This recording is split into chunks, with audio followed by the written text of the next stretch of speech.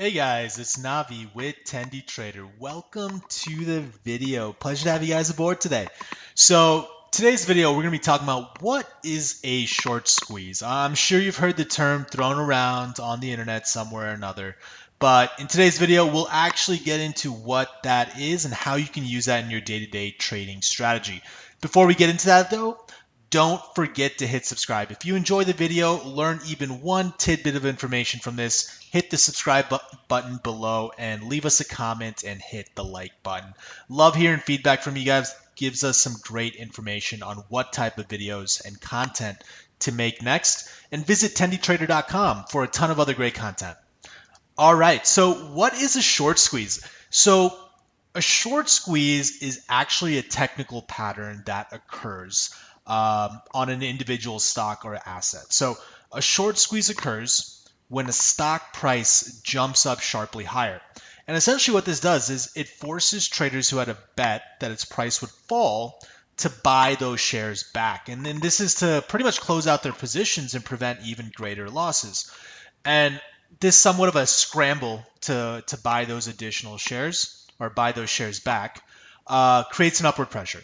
That's more demand on the buying side of a stock's price, and that causes the stock price to go up. So let's break this down. I know that's kind of like a long-winded way of giving you a technical answer as to what short squeeze is. So let's break this down step by step as to how this would actually occur throughout a trading day. All right, so if you haven't seen the video yet, go check out my video on short selling, but kind of a precursor to understanding what a short squeeze is. But short sellers are essentially betting that a stock will go down, right? They're shorting those shares. Well, if you're shorting those shares, a rising stock price is going to be bad news for you, right? Because you're going to be losing money. And essentially, when you're shorting shares, you have an unlimited cap for loss potential because a stock can theoretically go to infinity. So your losses can theoretically go to infinity and you would potentially owe money on those shares that you're shorting. So a price going up, extremely dangerous situation for short sellers. Uh, but when that stock price starts to go up, what happens is those short sellers begin to try to exit their positions, right? They're losing money as the stock price is going up, and they want to exit those positions, close them out, take their losses, or if they're profitable, lock in those profits. But it's called a buy to cover on their short sale position. And when that happens, it's not always easy for those short sellers to cover those shares, right? Because if there's not enough available sellers, especially when the stock price is rising, people don't typically want to sell, right? It's positive sentiment, it's bullish sentiment.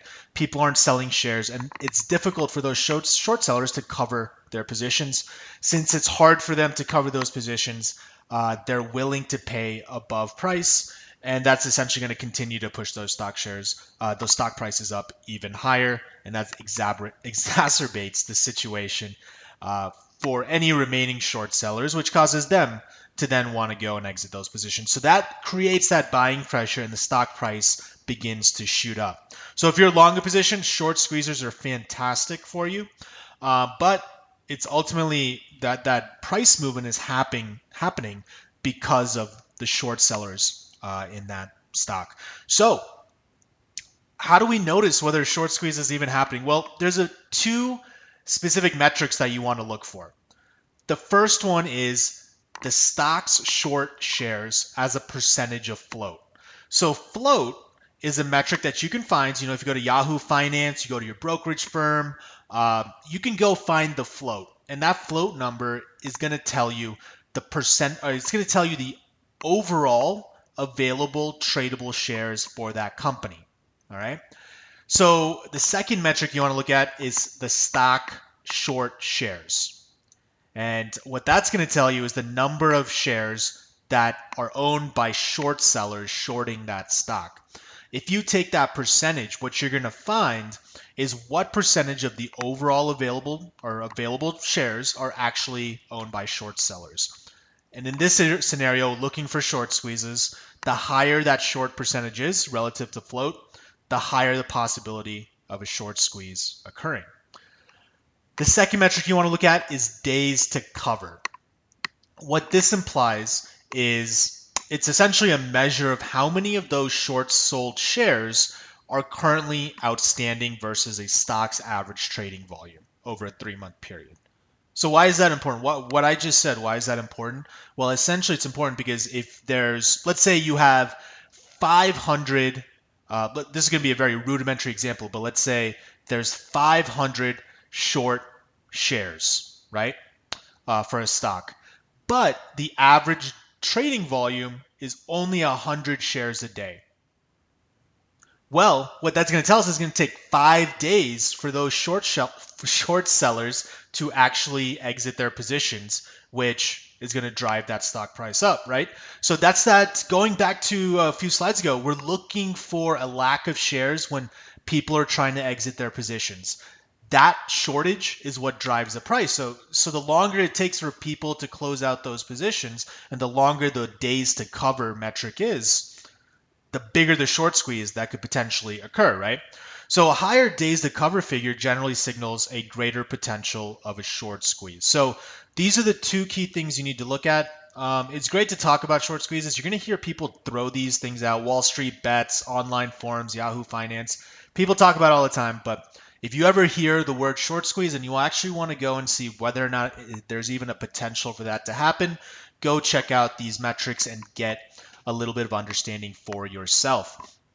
All right, well, that's it for today's video, guys. Hopefully you guys understand short squeezes a little bit better.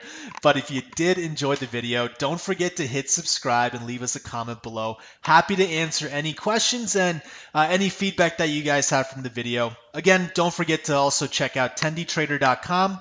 Tons of great videos, articles, and content on not only how to invest in options trading and in the stock market, but also how to save and grow your money as well. All right, guys. Well, enjoyed making this video for you. I'll catch you all on the flip side. Peace.